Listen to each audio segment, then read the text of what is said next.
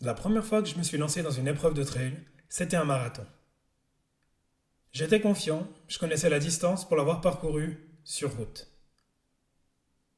J'ai pas fait de préparation spécifique et c'est avec une confiance insolente que j'ai indiqué à ma femme enceinte de notre second enfant que pour réaliser les 42 km et 3100 mètres de dénivelé, il me faudrait 6 heures à tout casser pour finir le parcours. Il m'en aura fallu plus de 9 pour venir à bout de ce calvaire. Pendant cette épreuve, la seule chose qui ne m'a pas fait défaut, c'est le mental. Je me rappelle plus le nombre de fois où j'étais à deux doigts d'abandonner. Si je suis honnête avec moi-même, j'ai rien fait correctement pour que l'issue de cette course, qui aurait pu tout aussi être un DNF, soit autre chose qu'un fiasco total. Avec le temps et dans la douleur, j'ai appris qu'il y avait des différences importantes entre une préparation sur route et une préparation de trail running. Le type de parcours étant différent, les mêmes muscles ne vont pas être sollicités de la même manière, que ce soit au plat ou lorsqu'on enchaîne les cols. La fameuse préparation physique ou PPG était quelque chose que je regardais de très loin, sans y porter une grande attention. Dans cet épisode, on va retrouver une vieille connaissance, Christophe, de retour de la Transgrande Canaria, à laquelle il a participé il y a 2 mois. Pour celles et ceux qui ne le connaissent pas encore, je vous propose les épisodes 42 et 43 afin de faire sa connaissance. Aujourd'hui, on va évoquer les éléments incontournables quand on prépare une saison de trail, comme la fameuse PPG, ou encore la notion de sécurité pour les participants avec le matériel obligatoire qu'il faut avoir sur soi. Pour corser l'affaire, j'ai imposé un exercice en live à notre coach du jour afin qu'il nous indique les éléments importants si on se prépare pour une compétition de trail cet automne. Je vous souhaite une très belle écoute. Bienvenue dans Au-delà du mur, le podcast dédié à tous les passionnés de l'asphalte, de la nature ou de la piste. Ici, nous allons explorer les recoins de l'univers de la course à pied, que vous soyez novice ou que vous ayez déjà plusieurs dossards à votre actif. Au fil des épisodes, nous plongerons au cœur de la préparation physique et mentale, nous décortiquerons les secrets d'une nutrition équilibrée et nous nous pencherons sur les enjeux cruciaux de la santé pour vous permettre d'atteindre vos objectifs en toute sérénité. Si vous recherchez des avis d'experts, des témoignages de sportifs, des conseils pratiques pour vous aider à améliorer votre condition physique, à renforcer votre mental et à optimiser votre alimentation, tout ça dans la bonne humeur, vous êtes au bon endroit. Prenez une profonde inspiration, relâchez toutes les tensions, votre voyage au-delà du mur commence ici. Comment c'était ce Transgrande Canaria? Cette Transgrande Canaria, c'était intéressant. On a commencé de nuit, donc c'était à minuit le départ, au bord de la plage, sur la plage de Las Cantaras. Il faisait un petit peu de vent, pas très froid, puis un peu de brume. Donc voilà, on est parti normalement. Et puis très rapidement, après les premiers kilomètres de montée, il a commencé à pleuvoir. Et puis la pluie s'est ramenée avec le froid, donc on a eu à la fois de la pluie et du froid, et ça ne nous a pas quitté quasiment jusqu'à la moitié de la course, jusqu'à ce qu'on passe de l'autre côté de l'île, du côté un peu sud de l'île, où justement il n'y avait plus les courants et tout ça, puis là c'était nickel. Mais voilà, il faisait de nouveau nuit, donc on était plutôt après en version nuit. Autrement, ça a marché comme on avait prévu comment s'est préparé. Donc on a pu avancer à notre rythme comme on avait prévu. Les ravitaillements se sont bien passés aussi, tout comme on avait planifié. On savait exactement ce qu'on voulait boire, manger. On s'est changé dans les bons moments. Donc tout ça a bien été. Après, le parcours, comme c'était pluvieux, il était très glissant, donc ça rendait beaucoup plus de difficultés. On s'est pris quelques petites gamelles, mais sans gravité. Mais voilà, donc tout le monde a beaucoup souffert. Et d'ailleurs, après, dans les journaux qu'on a pu lire le lendemain, même les professionnels se sont plaints de la difficulté particulière de cette course, du fait que la météo était vraiment hard. Donc le vent, la pluie et le froid. Donc on a dû prendre un kit froid et on l'a mis, tellement on avait froid. Bon, ça tombe pas plus mal parce que vous vous êtes préparé à cette course en hiver. Donc ces conditions-là, vous les avez eues à peu près en Suisse. Donc je dirais, il n'y avait rien d'extraordinaire. Par contre, quand on parlait la première fois, tu me disais qu'il y avait la pierre, la rocaille qui était quand même différente, c'était plus glissant. Donc ça, comment ça s'est passé? Ben, en fait, ça s'est très bien passé. Donc je pense qu'on était bien préparé à ça et du coup, ces problèmes-là qu'on avait prévus, c'était plus un problème. On a dû plus se battre contre justement le froid, le mauvais temps. C'était vraiment le truc on l'avait prévu. Après, comme tu as dit, on s'est préparé tout l'hiver, donc on est habitué au froid. Mais quand tu vas là-bas, tu sais que dans ta tête, normalement, tu penses plutôt au chaud. Et puis, donc on est quand même parti en short. Donc on est resté quasiment tout le temps en short, mais en haut, il fallait des gants. Le kawaii, on l'a laissé tout le temps. Donc ouais, c'est plus le froid qui était notre adversaire que le reste du parcours. D'où l'importance en fait de la préparation pour ce genre de course-là, parce que si tu n'étais pas acclimaté, si tu n'avais pas fait la reconnaissance du parcours, les conditions météorologiques qui changent, tu arrives le jour de la course, ça fait quand même passablement d'inconnu à gérer en plus de la distance et de l'effort que tu vas devoir fournir. Exactement. Ouais. Et puis il y avait aussi des parcours, quand on a fait la reconnaissance, qu'on trouvait longs, que cette fois-ci, lors de la course, d'un coup on a dit «Ah, on est déjà là», donc le temps passait aussi plus vite. Donc ça c'était aussi intéressant, puis on pouvait vraiment gérer au bon endroit notre charge ou des choses comme ça, donc ça c'était bien. Vous aviez fait la reconnaissance, sauf erreur, c'était fin janvier, c'est ça? De cette année. Exactement, ouais. Quand vous avez fait la reconnaissance, j'avais vu des photos sur les réseaux sociaux, merveilleux coucher de soleil, etc. Donc, qu'est-ce que ça fait quand tu fais une reconnaissance dans les conditions entre guillemets idéales et tu te retrouves le jour de la course, tu te dis c'est le déluge, c'est la fin du monde, on va pas pouvoir partir. Ben, l'avantage de la reconnaissance, ben, c'est que justement tu peux découvrir le paysage, tu profites, tu t'arrêtes plus facilement. Et puis le jour de la course, ben, tu es un peu plus dans la tête dans le guidon, donc tu prends peut-être moins le temps pour admirer le paysage, tu es quand même plus concentré sur ton parcours, faire attention et des choses comme ça. Et puis là, ben, ce jour-là, c'était tellement bouché, donc gris de chez gris, on ne voyait pas la mer. Pourtant, à des endroits, tu avais des vues magnifiques, tu voyais vraiment la mer quasiment tout le temps. Mais on ne l'a jamais vu, à part le plus beau décor qu'on a vu, c'était les nuages gris, noirs. Voilà. Donc ça, c'est le fait de faire la reconnaissance, ça permet aussi de profiter du paysage que tu profites moins pendant la course. Parce que pendant la course, tu as une autre attitude, je trouve. Mais ça m'est aussi arrivé dans d'autres courses de m'arrêter parce que tu as vraiment justement un nouveau beau coucher de soleil. Il faut le prendre parce que si tu rates ça, c'est un peu con, quoi. Ouais, c'est comme la montée Cerdinal quand tu as le lever du soleil sur les 5-4 000. Voilà, C'est toujours magique, c'est des moments qu'il ne faut pas louper. c'est ça. Donc, tu as réalisé ton objectif principal de la saison, on dira. Peut-être que tu en as d'autres. Dans le courant de cette année, on aura l'occasion d'en parler. Se pose la question, tu l'avais évoqué lors du premier épisode qu'on a enregistré ensemble, de la coupure annuelle. Ta coupure annuelle, elle a débuté à la suite de cette course ou tu as prévu d'enchaîner quelque chose directement dans les prochains mois, mai, juin? Non, la coupure annuelle, elle avait quand même commencé avant cette course-ci. Là, après la course, on a fait quand même un bon mois de pause. Alors, c'était pas une coupure, mais on a fait une pause active où on a fait d'autres activités. On a principalement fait beaucoup de natation. On a été, on va dire, couraté, pas quelques minutes, parce que de toute façon, en plus, on pouvait pas. On sentait tout de suite les cuisses qui durcissaient, puis on remarquait qu'on n'était pas prêt. Et puis, donc, petit à petit, on a remarqué qu'on était aussi faire du vélo. Puis après, petit à petit, l'envie de courir plus longtemps, elle est revenue. Et puis maintenant, on est de nouveau en train de repartir sur des 3/4 d'heure, 1 heure, où on sent que les jambes, elles répondent et elles nous suivent, puis elles nous donnent envie d'aller plus loin. Donc ça va. Et puis après, oui, on a un nouveau défi qui est prévu pour pas cette fin d'année, cet été. C'est l'Ultra Trail de l'Engadine qu'on avait déjà fait il y a quelques années en arrière. Ça ne s'est pas passé comme on voulait.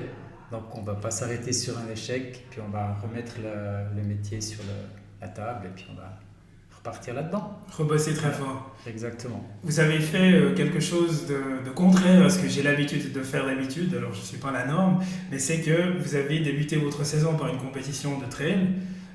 En Suisse, on est plutôt dans la phase justement où il y a les 10 km de Payerne qui se sont achevés il y a 2 mois. Il y a encore le semi-marathon dans le marathon de Lucerne à la fin du mois d'avril, donc dans quelques semaines, dans 3 semaines. Et puis, on va gentiment glisser vers la préparation, ce que moi j'appelle la préparation trail, avec les courses de montagne, etc. de cet été. Déjà, pour que tout le monde se situe sur la même longueur d'onde, c'est quoi la différence majeure entre, je dirais, course à pied sur route et puis trail? Alors ouais, il y a une grosse différence, si ce n'est que dans la course à pied et le trail, on court dans les deux cas, mais en course à pied, tu cours toujours sur une surface qui est homogène, comme par exemple une route ou un chemin, donc tu dois tenir une allure qui est constante. En trail, c'est impossible, parce que ça monte, ça descend, donc tu dois beaucoup travailler les transitions, soit monter, soit descendre, et voilà, donc ça demande beaucoup de travail. En course sur route, justement, tu dois tenir une allure constante, le plus vite possible, si possible. Alors qu'en trail, eh bien, tu dois aussi tenir une allure, mais en fait, tu dois essayer d'éviter d'avoir des trop grands gaps de vitesse, parce que ça peut aussi te casser. Donc des fois, mieux vaut pas partir trop vite ou rester à une allure assez basse pour justement éviter de se retrouver cuit, parce qu'il y a des trop grandes différences d'allure et qui font qu'au bout d'un moment, tu ne peux plus, parce que le corps, au niveau énergétique, il a tout absorbé, puis tu es trop fatigué. Donc les cuisses qui brûlent, donc tu n'as plus la force pour te retenir en descente, ou bien tu n'as tout simplement plus de force pour pousser sur tes jambes pour monter. Donc, puis après, à plat, tu dois marcher parce que tu n'en peux plus. Donc voilà. Donc il y a clairement une gestion différente de l'effort. Parce que autant, alors tu me parles de la course sur route, je reparlais avant des 10 km de Payerne, c'est essentiellement plat. Le trail, c'est pas plat. Du tout. Le trail, c'est tout sauf plat. Comme on dit, il y a un proverbe chinois, non c'est une blague, mais après chaque montée, il y a de toute façon toujours une descente, ou après chaque descente, il y a toujours une montée. Et puis c'est ça qu'il faut être prêt à entraîner ou à préparer. Après, ça dépend les endroits où tu vas aller. Dans les Alpes, c'est des longues montées suivies de longues descentes. Et peut-être dans les Préalpes, c'est des montées un peu plus courtes. Et puis avec des descentes plus courtes qui sont moins cassantes aussi. Mais dans les deux cas, tu dois faire avec monter et descendre, monter et descendre. Pour quelqu'un qui fait par exemple de la course à pied, s'il devait se représenter les allures, les paramètres, les indicateurs qu'il devrait suivre, on parle toujours d'allure quand on est au plat. J'imagine que parler d'allure quand on parle de trail, c'est pas hyper significatif, parce qu'on peut courir à 4 minutes au plat, ce qui représente un 15 km/h. Faire 15 km/h sur un Sierzinal ou sur un Préalpes du Mouret, faut être vachement bon quand même. Donc ça serait quoi un peu les indicateurs? Alors les pros, ils sont capables de faire ces allures-là. Nous, pas forcément. En tout cas, moi pas. Peut-être à plat, mais en tout cas pas en montée. Donc les indicateurs, c'est plutôt on va dire la sensation. Si tu cours avec sans repère autrement que ça. Donc les sensations, donc essayer de monter, on va dire, le plus vite possible, mais sans être trop essoufflé lorsque tu es en haut, pour que quand tu es au sommet, tu puisses relancer et puis là, courir un peu plus vite, ou bien dans la descente, continuer à relancer.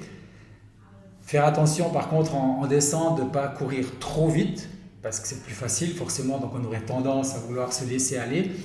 Mais là, de nouveau, si tu te laisses aller, tu vas courir peut-être à du 15 km/h comme tu devrais le faire à plat, mais ça veut dire que tu es dans le rouge pour ta descente jusqu'en bas, tu arrives au plat, tu es cuit. Donc c'est justement, tu dois trouver l'allure idéale pour descendre, donc toujours aller plutôt aux sensations. Donc ça veut dire ne pas être trop essoufflé. Et puis si tu sens que tu es à bout de souffle, ça veut tout simplement dire que tu as été trop vite, de 1.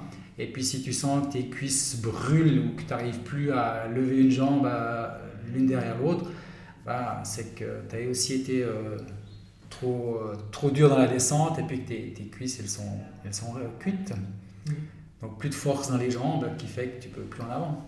Donc si si je suis bien ce que tu me dis, tu parlais de souffle, de le fait d'être essoufflé en montée, j'imagine que la notion de fréquence cardiaque, c'est un indicateur qui est extrêmement important. Alors, il l'est déjà quand on est à plat, mais on a peut-être cette sensation d'essoufflement qui intervient plus vite.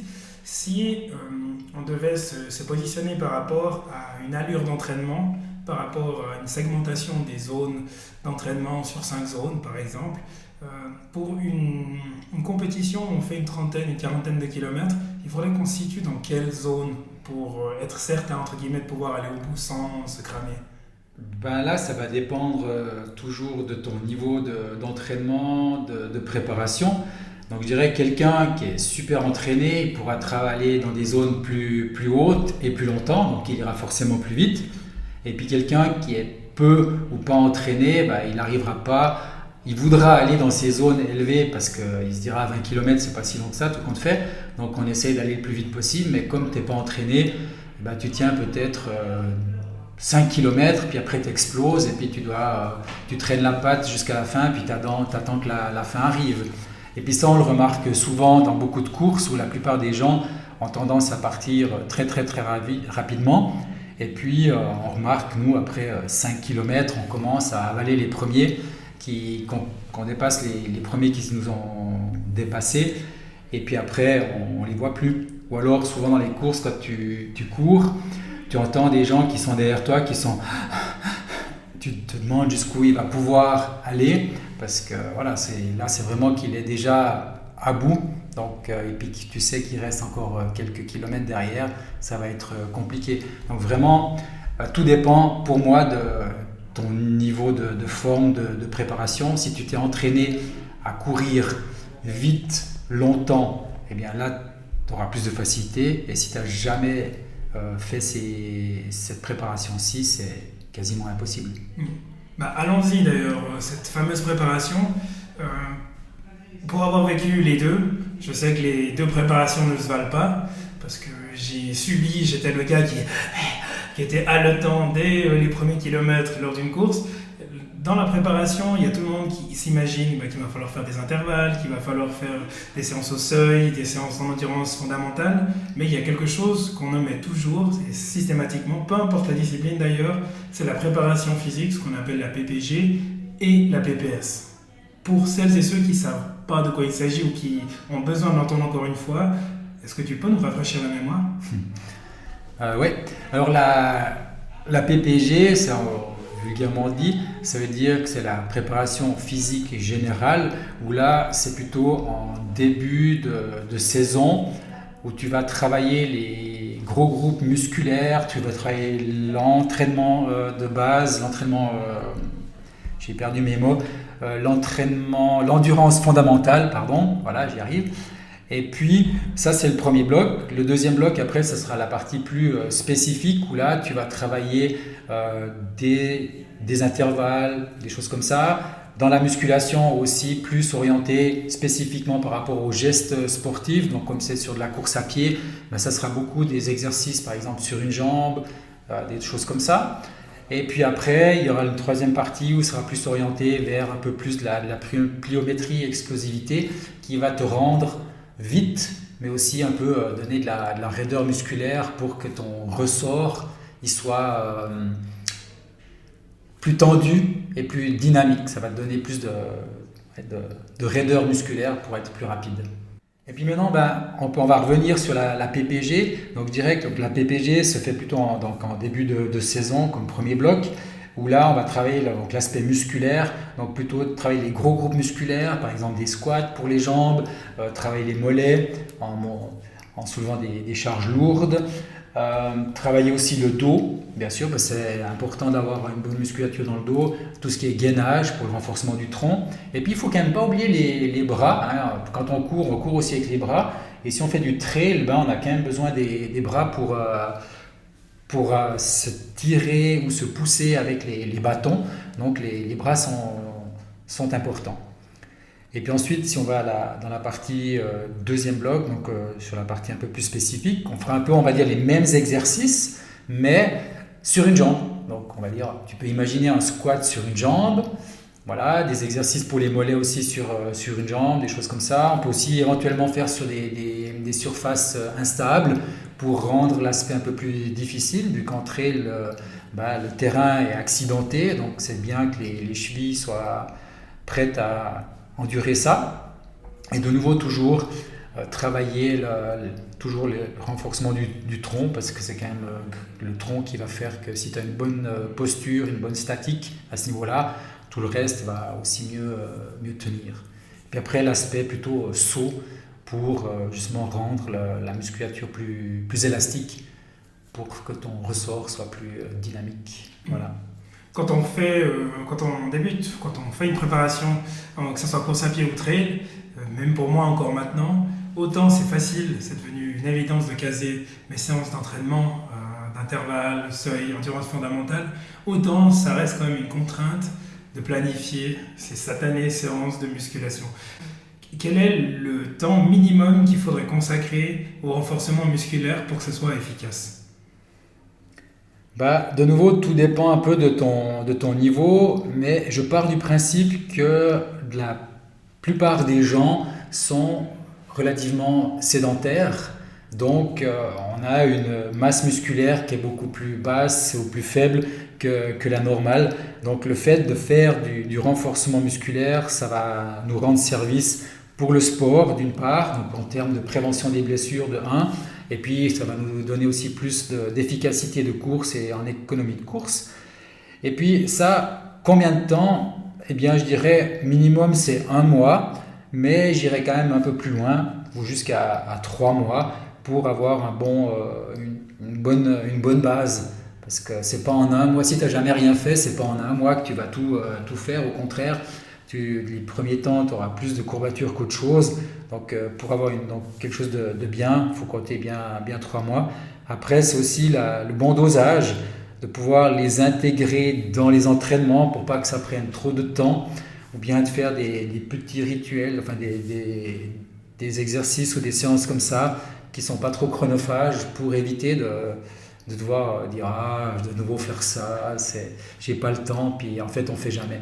Donc plutôt faire on va dire comment on fait des power nap, on va faire des power entraînements musculaires justement pour des petites séances mais intensives mais qui apportent beaucoup.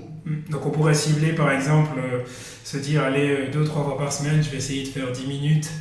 Allez, peut-être 5 minutes, est-ce que ça fonctionne si on se concentre sur l'exercice qu'on fait 3 fois par semaine, 5 minutes ?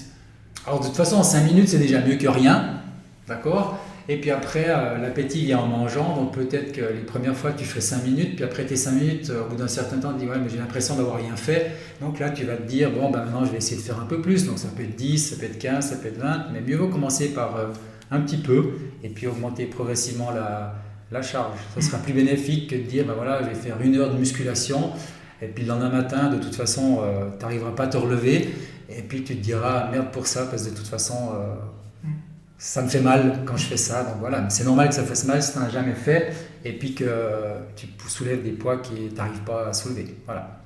La notion de progressivité, elle reste importante, y compris dans la préparation physique, effectivement. Tout à fait. Et puis pour quelqu'un qui court, moi j'adore les chiffres,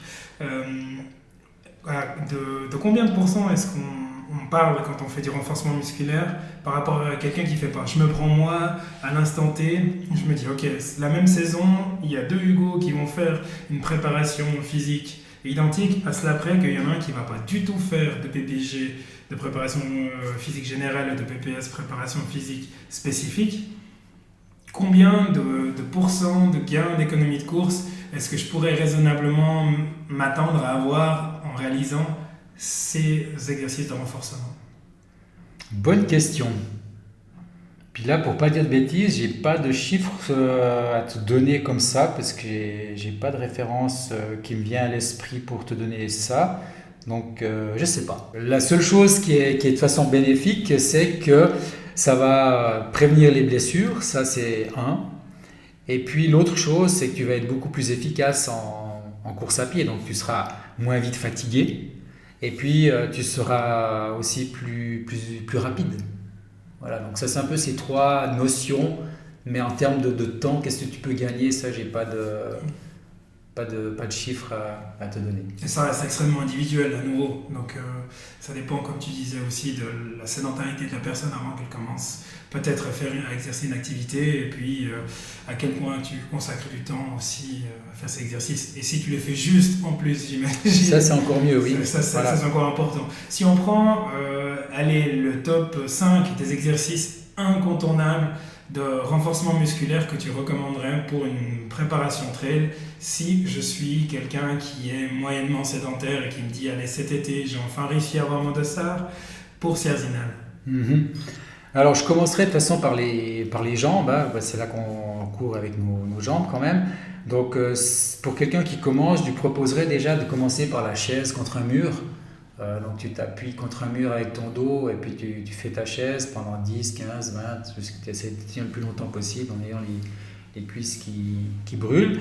Lorsque la chaise devient intéressante, trop facile, tu peux passer à des squats. Ça c'est pour les jambes. Pour les mollets, ça serait de monter sur la pointe des pieds ou faire de la corde à sauter. Alors de nouveau, pas faire 5 minutes de corde à sauter pour commencer, on est d'accord. Peut-être déjà une dizaine de sauts, c'est beaucoup. Ensuite, des fentes, par exemple, aussi pour les jambes, toujours. Ne pas oublier tout ce qui est gainage, donc la chaîne ventrale, la chaîne latérale, le pont pour renforcer tout ce qui est, ou les impulsions de hanche pour renforcer tout ce qui est bassin et fessier. Les bras, donc des pompes, par exemple. Pour ceux qui ont la possibilité ou qui arrivent, c'est des tractions. Ça pourrait être des tractions négatives pour ceux qui apprennent, donc ça veut dire se laisser se pendre et redescendre gentiment. Et puis aussi des exercices sur les mains, le mountain climber par exemple, où justement on travaille un peu l'instabilité du tronc, où il faut éviter les rotations du tronc. Voilà, ça c'est un peu les exercices, on va dire, classiques. Après, il n'y a pas de mauvais exercices. Des mauvais exercices, c'est toujours aussi de la manière dont on va les faire et de comment on va les faire, l'intensité à laquelle on va les faire, qui va déterminer que l'exercice est bon ou pas. C'est comme un programme d'entraînement. N'importe quel programme que tu prends, il peut être bon ou mauvais. Si tu ne le fais pas, ça peut être le meilleur entraînement du monde, fait par le meilleur entraîneur du monde. Si tu ne le suis pas, il ne t'apportera rien. Voilà. Donc après, c'est tout ça, un peu le secret dans tout ça, c'est la discipline où tu dois vraiment suivre le plan que tu t'es fixé pour atteindre ton objectif. Sinon, ça va être compliqué. Oui, toujours avoir cette notion du pas trop dès le départ. Et comme tu disais justement avant, l'appétit vient en mangeant, donc se provoquer comme ça justement des petits challenges pour aller de l'avant. Ces mêmes exercices, si on se projette dans une phase de préparation physique spécifique, est-ce que ça serait les mêmes ou est-ce qu'on les ferait différemment?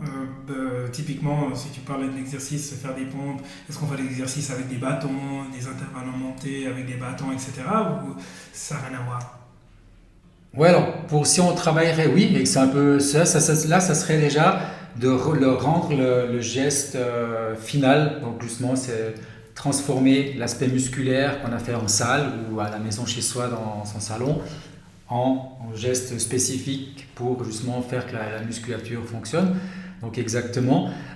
Donc par exemple les squats, on ferait des squats plutôt sur une jambe, puis après plus spécifiquement, on va le retransformer en course à pied tout simplement, mais du coup on sera plus efficace. Pour les bras, comme tu as parlé, exactement, c'est en utilisant par exemple les bâtons pour solliciter ses bras en courant, surtout en montée. Donc là, ça aurait son avantage. On transforme l'aspect musculaire à l'aspect course à pied, exactement. Quel est ton constat, toi, en tant que spécialiste de la santé, par rapport aux gens qui se blessent en pratiquant le trail? Parce qu'on voit dans les articles que le nombre de blessures liées à la pratique du trail running a explosé. Ça serait quoi ton constat de base pour toi? Pourquoi est-ce que les gens se blessent? Est-ce que c'est parce qu'il y a plus de gens qui pratiquent du trail running ou est-ce que c'est autre chose? Le premier constat, c'est ça, c'est que comme il y a aussi plus de monde qui pratique le trail running, forcément il y a plus de blessures, ça c'est le fait principal. Et ensuite, comme j'ai aussi dit, les gens sont par majeure partie très sédentaires et donc ils vont courir comme ça le dimanche sur une longue sortie, donc ils ne sont pas préparés, donc forcément tu as tendance à plus facilement te blesser. Donc une entorse c'est vite arrivé en montagne ou des choses comme ça, donc si tu n'es pas préparé à ça, pour une demi-heure ça peut aller, mais si tu fais 3-4 heures de marche, même en faisant de la marche, tu peux tordre une cheville parce que ta musculature elle devient fatiguée et puis d'un coup elle ne supporte plus les contraintes qu'il y a sur le terrain. Donc au bout d'un moment tu te tords la patte. Voilà. Donc c'est ça, donc de nouveau l'aspect préventif, donc le renforcement musculaire, il est vraiment important à ce niveau-là pour justement prévenir ce genre de blessure. Après l'accident, ça sera plutôt difficile des fois de le prévoir, mais si tu as une bonne préparation, la probabilité que tu te blesses est plus faible que si tu n'es pas préparé. Il y a quelque chose que j'ai toujours sous-estimé, enfin que j'ai sous-estimé quand j'ai commencé la pratique du trail running. Alors pour moi c'était de la course à pied sur route, mais sauf qu'il y avait des montées et des descentes. L'expérience m'a appris que c'était nettement plus compliqué que ça, et puis les sueurs froides que j'ai eues notamment dans les coins hyper escarpés, je me rappelle encore. Il y a une notion de sécurité qui est hyper importante et que les gens y négligent, c'est tout ce qui est lié au matériel obligatoire. Et ça, c'est une très grande différence par rapport également à la course à pied. Et puis, je t'ai demandé justement de faire une sélection du matériel obligatoire pour une course classique que les gens connaissent tous. Toi, tu as choisi quoi comme course ? La Cross Gran Canaria, vu qu'on l'a faite récemment, mais je veux dire que tu fasses un UTMB si tu es qualifié, ou bien la Wildstrubel ou des choses comme ça, ou tout trail qui sont supérieurs à 20 km en général, il y a du matériel obligatoire. Le premier, c'est déjà ton sac à dos, d'accord, donc le sac de trail. Et puis dans ce sac de trail, il doit être équipé normalement d'un sifflet. En général, tous les sacs sont équipés d'un sifflet. Peut-être vous remarquerez, c'est sur les côtés. Ça, c'est la première chose. Ensuite, il faut avoir minimum de l'eau. Alors, ça peut aller, dans certaines courses, ça va de minimum un demi-litre jusqu'à 1,5 litre. Ça dépend des distances qu'on va faire et puis de la chaleur qui va y avoir aussi. Ensuite, en fonction de la météo, on doit toujours avoir un kawaii ou un coupe-vent. Si on va vers l'hiver, il faut avoir gants, bonnets, doudoune, des choses qui tiennent encore plus chaud. Il faut aussi, en cas de blessure, c'est une couverture de survie. Le format il est aussi toujours donné dans les courses. Normalement, c'est 1,50 m sur 2 mètres, je ne sais plus par cœur. Mais voilà, il y a des formats qui sont typiques. Je ne sais plus ce que je voulais dire. Couverture de survie. Un bandage, ça peut être un bandage élastique, des pansements, des choses comme ça pour faire des premiers soins, on va dire, entre guillemets, en attendant par exemple l'arrivée des secours ou des trucs comme ça. Donc ça, c'est un peu le matériel plutôt obligatoire. Après, en fonction de ce que les gens préfèrent, ils ont encore bien sûr leur nourriture. Ça peut être des gels, ça peut être des barres, ça peut être des choses comme ça, mais ça fait un peu Puis le sac, évidemment, il pèse aussi. Alors, il ne faut justement pas qu'il soit trop lourd, mais plus la distance est longue, plus le sac sera lourd aussi. Mais il ne faut pas qu'il excède 3 kg. Parce que sinon, c'est bien compliqué. Oui, surtout sur les moyennes longues distances. Après, quelque chose qui peut aider, c'est si les organisateurs de la course donnent accès à cette information-là, c'est de se renseigner sur les ravitaillements qu'il y a sur les courses. Comme ça, on sait que peut-être qu'il y a de l'eau partout, ou alors qu'il y a une boisson isotonique qu'on adore, qu'on déteste. Voilà. Justement pour avoir les bonnes quantités sur soi et éviter de transporter ce qu'on sait qu'on va retrouver, par exemple le kilomètre 35, je sais pas quoi, et garder uniquement les aliments plaisir, les trucs sans palatable qui vont nous faire énormément plaisir quand on sait qu'on sera dans le dur dans notre course. Ouais. Alors là, par exemple, ça c'est mon cas. Ce que je mets dans mes gourdes, c'est toujours que de l'eau. Je rajoute rien au ravitaillement. J'ai par contre mes propres pastilles isotoniques, par exemple, que je mets dans ma gourde et c'est tout. Donc je ne vais jamais prendre quelque chose sur place dans les courses parce que comme ça, je sais que le dosage il est juste. Et puis après, ça c'est aussi parce que je suis cœliaque, c'est-à-dire que j'ai la maladie de cœliaque, c'est que je ne peux pas manger les produits qui contiennent du gluten, donc je transporte tout avec moi. Donc ça veut dire que sur les ravitaillements, je ne prendrai que des fruits et c'est tout, tout le reste c'est sur moi. Donc des fois ça peut être un peu plus lourd, mais c'est une question d'habitude, puis avec l'entraînement, on fait toujours moins. Donc j'ai de moins en moins de matériel et de moins en moins de nourriture sur moi parce que je sais combien il me faut à un moment donné.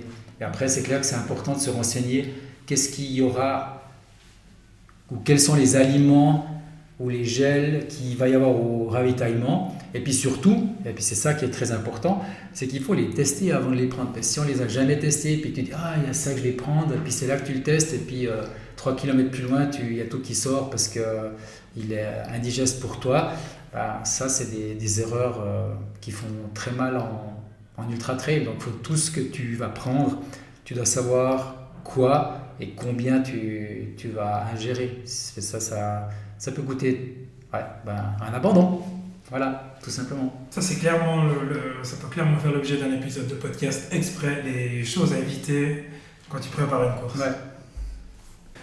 Maintenant qu'on a les bons conseils en termes de matériel et de préparation physique, on va se projeter dans la préparation pour un événement. Alors j'ai choisi l'exercice du Préalpe Trail du Mouret qui aura lieu en septembre 2024. Donc on est à mai, juin, juillet, août. Il y a 4 mois et demi, 5 mois pour réaliser cette préparation. Donc je suis moyennement sédentaire, je recommence la course à pied et le trail. Qu'est-ce que tu recommanderais pour quelqu'un comme moi en termes de préparation physique générale, préparation physique spécifique et comme bloc d'entraînement sur ces 5 mois? Alors, pour commencer, je te demanderais déjà de savoir combien de fois par semaine, enfin déjà si tu es habitué à courir, combien de fois par semaine je vais faire du bruit, combien de fois par semaine tu cours. Et puis après, en fonction de ça, on va pouvoir construire. Alors maintenant, c'est moi qui vais te poser des questions, c'est-à-dire combien de fois par semaine tu cours? Allez, je vais me projeter comme si j'étais un débutant. Allez, je cours 2 fois par semaine. Ok, puis combien de temps d'entraînement tu te donnes? Donc 2 fois par semaine, c'est 1 heure, 1 heure et demie, 2 heures, moins? Alors j'ai beaucoup de peine à trouver du temps pour m'entraîner, mais allez, le week-end, je pense que pour commencer, je pourrais réussir à trouver 1 heure et demie, et puis peut-être la semaine, entre 30 et 45 minutes. Parfait. Alors là, je te dis déjà, tu sais que normalement, plus tu es régulier, mieux c'est. Donc on pourrait, là ça fait 2 heures. Est-ce que tu penses dans ta tête, tu serais prêt à séquencer ces 2 heures en 4 fois 30 minutes? Oui, si ça peut me permettre de progresser. Ou bien ça pourrait faire 1 fois 1 heure et 2 fois une demi-heure. Comme ça serait déjà, tu ferais 3 séances au lieu de 2, qui seraient déjà plus bénéfiques que 2. D'accord? Oui. Donc on va faire comme ça. Après, tu as des jours de préférence? Pour la sortie longue, c'est bien le week-end tôt le matin. Et puis, j'ai pas les enfants le mardi soir ou le mercredi matin. Par contre, je m'entraîne les mercredis matins avec ma femme parce que c'est un moment qu'on aime bien passer ensemble. Donc, si l'entraînement du mercredi matin pouvait rentrer dans la routine, ça serait un plus. Ouais. Et puis donc le mardi soir, hein, c'est ça? Ouais. Alors c'est un peu proche, mais on va faire comme ça. Parfait. Donc déjà avec ça, on a 3 jours dans la semaine qui sont jouables. Ensuite, quels sont les exercices que tu fais en termes de renforcement musculaire? Alors je fais pas grand chose, je vais un peu à la salle de temps en temps, mais alors pour être honnête, c'est des trucs assez classiques. Alors je fais du lever de poids, je muscle un peu le bas du dos, quand tu dois te pencher puis tu prends des poids puis tu te baisses. Je fais des abdos et puis je fais un peu de gainage parce que j'ai vu que c'était pas mal. Donc d'après ce que j'entends, pas grand chose pour tes jambes? Non. Non, ok. Je me dis que je cours déjà, donc les jambes, il n'y a pas besoin. Ah, j'aime bien entendre ça. Très bien. Ok, ben en effet, courir c'est une chose, mais si tu renforces pas tes muscles, ben, ça va être difficile. Par contre, on n'en a pas parlé avant, mais c'est possible de faire du renforcement sans aller dans la salle. Mais tu ne peux pas que courir bêtement à plat. Tu devrais par exemple courir en montée, où là tu vas développer plus ta force dans les jambes. Puis là, tu en travailleras un peu de puissance. Donc là, ça peut être intéressant. Si tu ne veux pas aller en salle, d'accord? Voilà. Puis là, comme tu n'as pas beaucoup de temps, ben, on sera obligé un petit peu de jouer là-dessus. Si ça va. Il ne faudra pas avoir peur de se faire mal peut-être de temps en temps. Aïe. Ah, très bien, ok. Donc, si je récapitule, donc 1 heure le week-end, t'as pas peur que non plus cette heure devienne un peu plus longue par la suite? Non, j'en ai déjà parlé avec ma femme et puis c'est mon objectif principal de cette année, donc elle est totalement consciente que je pense qu'avec le temps, vu que j'ai quand même envie de faire un temps qui n'est pas trop dégueu, ben, je vais devoir allonger mes sorties longues. Ok, très bien. Parfait. Alors maintenant, donc on a tout ça. On va commencer donc comme premier mois, d'accord? On va surtout travailler l'endurance fondamentale. Donc ça veut dire quoi? Ça veut dire que voilà, le mardi matin, tu vas avec ton épouse, hein, c'est ça que tu m'as dit? Le mercredi matin. Le mercredi matin. Donc le mercredi matin, ça va être on va dire un easy run. Donc le but, c'est de travailler l'endurance fondamentale. Donc le but, comme tu es avec ta femme, c'est que les deux, le but c'est d'être capable de discuter tout le long. D'accord? Si vous n'avez rien à vous dire, c'est compliqué. Mais oui, normalement, on a quand même des choses à se raconter. Voilà, donc l'idée, ça serait ça. Et puis, on va commencer par 30 minutes. D'accord? Et puis, l'idée, c'est d'aller gentiment vers 45 minutes. Pas plus pour commencer.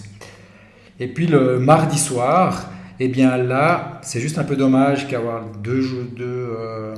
des séquences assez proches. Mais voilà, c'est pas grave. Là, le mardi soir, j'avais envie de te proposer de faire des intervalles. Aussi, on va rester sur 30 minutes. Et puis là, tu feras on va commencer par des fractionnés de 15 secondes, avec 15 secondes de récup. Et puis, petit à petit, ces 15 secondes vont devenir des 30 secondes. D'accord? Puis après, on ira vers autre chose. Mais on commence par ça pour débuter. À plat, pour débuter aussi. Et puis après, gentiment, aussi, on va essayer de trouver des montées, mais ça sera pour un petit peu plus tard. Et puis, celle du week-end, la sortie longue, on va dire ça, eh bien, si possible, comme c'est du trail, toujours du trail. Donc, ça veut dire sur des terrains vallonnés, des chemins escarpés, ça peut être une rando-course, donc quand ça monte, forcément, tu marches. Tout le reste, tu dois essayer de courir de nouveau sans être essoufflé. Ça, c'est important. D'accord? Parce que si de nouveau tu es essoufflé, ça veut dire que tu es trop haut dans les pulsations. Tu te fatigueras trop vite et puis ta progression sera peut-être un peu trop lente. Voilà, donc ça serait pour la première partie. Puis après, dans la partie plus spécifique, on va garder ça, mais on va monter, bien sûr, le temps d'1 heure, il faut qu'il soit plus long. Hein, ça sera pas du style, on ira peut-être vers 1h30. Et puis, les séances durant la semaine, maximum 45 minutes. Si tu peux aller jusqu'à 1 heure, ça ira, mais je pense que 45 minutes, c'est largement suffisant. Donc, le mardi soir, comme j'ai dit, on va venir à des 30-30, mais cette fois-ci, en montée. D'accord? Génial. Voilà. Donc, ça veut dire quoi? Tu cours en montée pendant 30 secondes, le plus vite possible, c'est dur et ça fait mal. Tu redescends, alors tu n'as pas 30 secondes pour descendre, mais tu arrives, parce que normalement tu arrives au même endroit, vu que comme tu montes moins vite, tu arrives à descendre. Mais là, on va mettre un peu plus de temps de récup. Donc la récup, c'est descendre, on ne prend pas de temps, mais c'est descendre jusqu'au point de départ, arrive au point de départ, tu remontes. Et puis ça, on va commencer par peut-être 5 fois la première fois, et puis on va voir. Ça, c'est ce que tu vas me dire là, quand on fera les feedbacks derrière. Et puis la séance du mardi, elle va rester une séance où tu cours tout tranquille en discutant. Ce qu'on va juste changer aussi, c'est que par là, on va mettre un petit peu de technique. C'est-à-dire que tu vas faire, par exemple, un peu d'école de course au départ, des levées de genoux, des talons-fesses, des déroulements de pieds, des petites foulées bondissantes, des choses comme ça, pour donner un peu plus de dynamisme à ta course. Et si tu le fais correctement et régulièrement, ben, tu devrais sentir qu'à moyen long terme, tu cours de manière plus légère. Et puis après, dernière partie, on arrivera plutôt dans une partie un peu plus style affûtage, où là on va réduire considérablement le volume, et puis d'entraînement donc, et puis on va faire des séances beaucoup plus courtes, qui seront plus orientées, axées sur la qualité, donc un peu plus la vitesse, et puis comme on est en trail, on va quand même on va rester à plat. Le but c'est de faire que tes jambes se retrouvent légères, et puis que tu aies suffisamment d'énergie pour courir le jour J, donc de ne pas arriver fatigué. Et puis ce que je vois ou je constate souvent, c'est que les semaines qui précèdent une course, on a toujours tendance à vouloir trop en faire, à dire ah, mais je cours pas, il faut que j'y aille, sinon je serai fatigué. Ça va pas aller, mais non, en fait il faut au contraire se reposer, donc vraiment travailler la qualité plutôt que la quantité, pour que le jour J on ait des jambes, sinon tu vas pas avancer, et puis tu seras cramé Avant le départ. avant le départ, voilà. Puis après le jour de la course, on sait jamais ce qui va se passer, mais pour éviter d'avoir des mauvaises surprises, c'est bien d'avoir été reconnaître le parcours, on va dire quelques semaines avant, pour savoir un peu, reconnaître les dangers, les particularités, où ça monte, ou bien si tu vas utiliser des bâtons, dans quelle portion du parcours je vais devoir utiliser mes bâtons ou pas, des choses comme ça, pour voir à quel moment je vais attaquer pour la fin de la course, voilà, tous des petits détails comme ça, pour mettre toutes les chances de son côté, puis voir si le terrain il est super accidenté,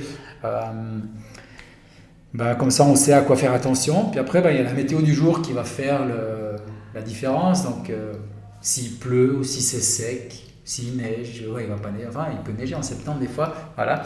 Donc ça c'est important, la météo elle sera la même pour tout le monde, mais plus tu vis ces différentes expériences, plus c'est facile après à les vivre lorsque tu es en live. Bravo, félicitations. C'était pas évident de réussir à concevoir un plan d'entraînement hypothétique à la volée comme ça. Il y a passablement d'éléments qui sont arrivés, donc c'est clair que dans la réalité, quand les gens ils viennent te voir, il y a une discussion qui ressemble quand même à celle qu'on vient d'avoir, parce que c'est ce genre de discussion qu'on a eu la première fois que je suis venu te voir. Mais je dirais, pour toi, c'est quoi les éléments les plus importants pour quelqu'un qui a envie de se fixer un de ses premiers objectifs en termes de trail, et puis qui a 5 mois de préparation? C'est quoi quels sont les marqueurs qu'il ne faut pas qu'il loupe?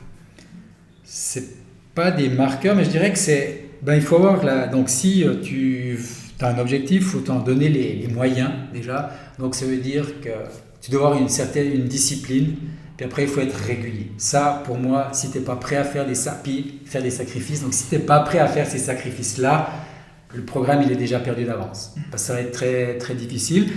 On est parti j'ai déjà pu te faire changer un petit peu ta manière de voir les choses durant la semaine, mais ça veut dire que ton plan, il doit évoluer dans le temps. Donc il ne peut pas rester fixe. J'ai 2 heures dans la semaine, tu ne peux pas faire que 2 heures dans la semaine. Tu es obligé d'augmenter un petit peu progressivement ton temps, d'autant plus qu'une course, en elle-même, elle va durer bien plus que 2 heures. Déjà, ça ne veut pas dire que tu dois courir 4 heures, mais il faut être vraiment régulier, puis il faut enchaîner aussi les sorties longues. C'est pendant ces sorties longues qui vont faire que tu vas pouvoir voir ce que c'est qui t'est fatigué, et puis pas le découvrir le jour de la course, ça c'est important.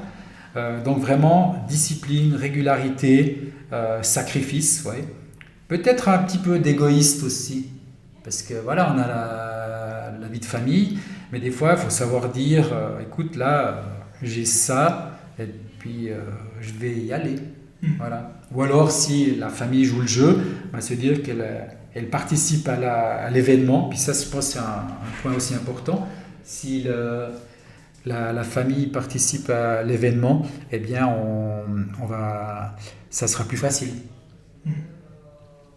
Effectivement, intégrer la famille dans cette aventure, c'est quelque chose d'extrêmement important et ça permet d'éviter d'avoir trop souvent ce geste, de se sentir un peu trop égoïste et de dire écoute, il faut vraiment que j'y aille parce que mon entraînement, si ta famille est au courant et accepte de relever ce challenge-là avec toi dès le départ, en principe, je dis bien en principe, ça devrait arriver pas très souvent.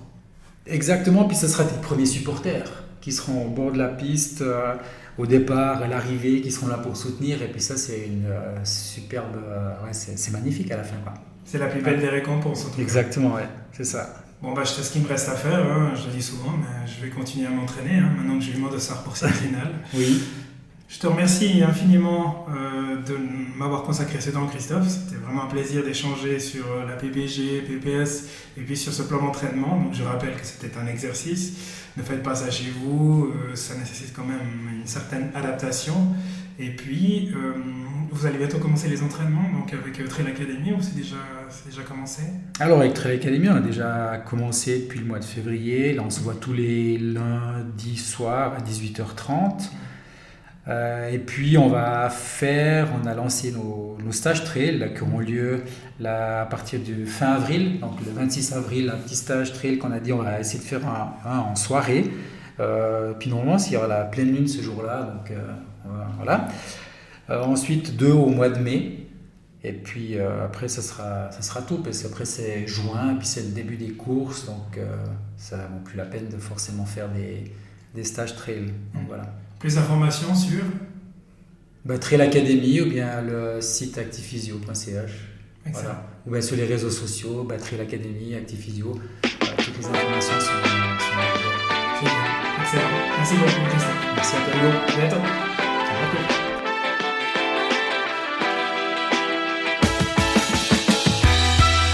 Si cet épisode vous a plu, merci de lui laisser un avis 5 étoiles et partagez-le avec vos amis et votre famille. Me laisser un commentaire, c'est m'offrir l'occasion de m'améliorer pour continuer à être écouté par vous. D'ici la publication du prochain épisode, vous pouvez retrouver mes aventures sur le compte Instagram podcast Au-delà du mur. Portez-vous bien, allez à très vite, ciao.